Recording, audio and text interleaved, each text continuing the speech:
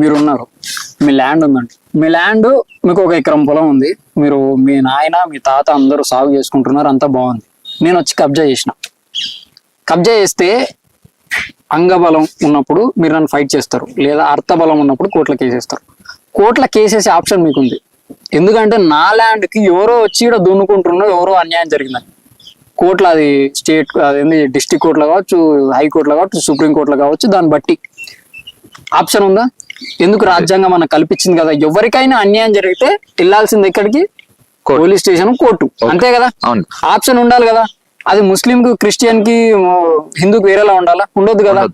వక్ఫ్ board అనేది వాళ్ళు ఎవరైనా ల్యాండ్ ని గ్రాప్ చేసి ఇది మాదే అని క్లెయిమ్ చేస్తే, అది మాది అని థర్డ్ పర్సన్, అంటే మనం ఎవరైనా land person, original land person ఉంటాడో ఆ ల్యాండ్ పర్సన్ వెళ్ళి కోర్టులో కేసు వేసే అవకాశం లేదు. వక్ఫ్ బోర్డులో పిటిషన్ పెట్టాలి. వక్ఫ్ బోర్డులో ఎవరు ఉంటారు? వాళ్ళ బోర్డు మెంబర్స్ ఉంటారు. ఎవరికి మద్దతు వస్తాయి తీర్పులు?